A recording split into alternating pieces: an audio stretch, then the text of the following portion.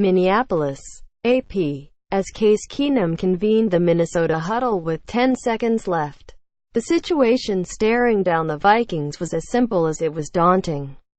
With the go-ahead field goal by the New Orleans Saints that silenced this deafening stadium still fresh in the air, the Vikings were well beyond any moment of anxiety. All that was left for Keenum to do on that last snap was to throw the ball up like he used to do in his Texas backyards and hope for the best.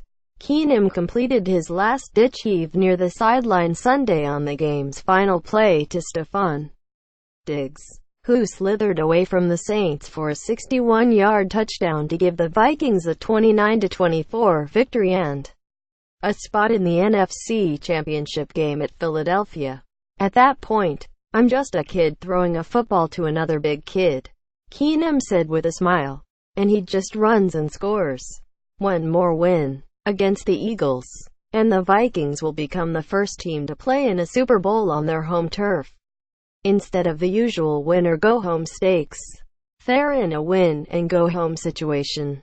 It never ends that way," Diggs said. "Usually, it's reality. It's life. So things go and you walk home and worry about tomorrow." Instead, Drew Brees and the Saints were the ones trudging off the field in defeat. "We're still a bit shell-shocked after what happened there at the end," said Brees, who steered the Saints in position for Will Lutz's 43-yard kick with 25 seconds remaining, that punctuating a forceful rally from a 17-point deficit that stood until 1:16 was left in the third quarter. The field goal was set up by a 4th and 10 completion by Brees to Willie Snead for 13 yards to the Minnesota 33 with 40 seconds left. Brees connected with Michael Thomas for 2 of his 3 touchdown passes in a span of 3:09 that spilled into the fourth quarter. The second score was set up at the Minnesota 40 by an interception by Marcus Williams, when an off-balance throw into traffic by Keenum served as his one costly moment of recklessness. A bonehead play, as he put it. Keenum settled back in. He guided the Vikings to 2 more field goals by Kai Forbath, including a 53-yarder with 1:29 left that was his third of the game against his former team, and gave them their lead back after a blocked punt by George Johnson had set up the Saints for a touchdown pass by Brees to Alvin Kamara. Then came the play that put Keenum and Diggs in permanent rotation on the NFL's all-time highlight reels. "We knew there was still a possibility. Still some hope," Keenum said. This wasn't quite Franco Harris in the immaculate reception for the Pittsburgh Steelers in the 1972 playoffs. But these Vikings are on some kind of special path after turning to Keenum in the second game of the season after original starter Sam Bradford was sidelined by a knee injury. The Vikings were out of timeouts and nearly out of options when Keenum dropped back from his 39 and threw high into a crowd. Diggs jumped in front of Williams, who rolled awkwardly underneath Diggs during an ill-fated attempt at making a low tackle.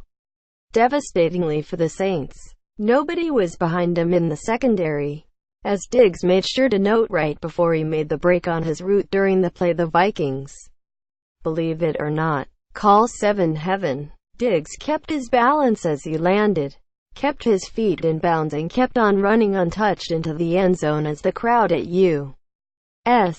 Bank Stadium erupted with euphoria. Keenum raced around the field, looking for anyone to hug. "I'm shocked. I don't know what else to say. This is the first time ever I'm out of words," Vikings defensive end Everson Griffin said.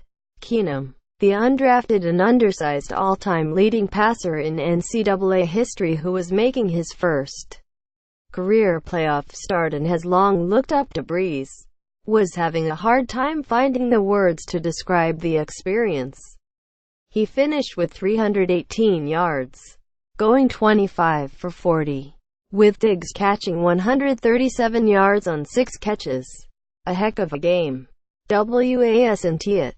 head coach Mike Zimmer said. "And the good guys won." Diggs was still in full uniform when he took the podium for his post-game interview, the ball from the winning catch resting safely in front of him on the lectern. "It's plays like this that you dream about your whole life," he said, "and it finally happens." Picked off. Brees saw his 13th career postseason game end in a crushing final moment.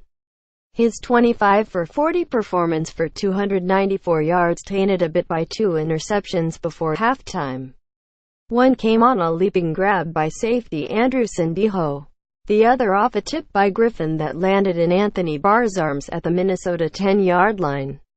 Midway through the third quarter, first half force, the Vikings came roaring out of their first round bye, forcing punts by the Saints on their first 3 possessions and moving 55 yards in 8 plays for a touchdown run by Jerick McKinnon on their first drive, aided by 2 pass interference calls on Ken Crawley for 54 yards. The Vikings reached the 1-yard line before settling for a short field goal on the next possession. They pushed the lead to 17-0 early in the second quarter when Latavius Murray plowed in from the 1-yard line. The Vikings had a phenomenal game plan, Saints defensive end Cameron Jordan said. The only other time the Saints went scoreless in the first half of a postseason game was 5 years ago. They fell behind 16-0 at Seattle in the divisional round and lost 23-15 to the eventual Super Bowl champions. Sendejo down. The first touchdown to Thomas came one play after he leveled Sendejo with a jarring blindside block, sending Sendejo to the sideline for concussion evaluation and reigniting the crowd when the flag that was initially thrown was waved off. Up next, Saints head home with a 1-5 record on the road in the playoffs under Peyton, with a promising group of young players but some uncertainty around how much longer Brees, who will turn 39 on Monday, will stick around. "I'm more toward the end of my career than I am at the beginning. I know that," Brees said. "That's all I'll divulge." Vikings move on to Philadelphia for the 10th championship game appearance in franchise history, the 5th in the last 30 years. They won the first 4, losing in the Super Bowl each time.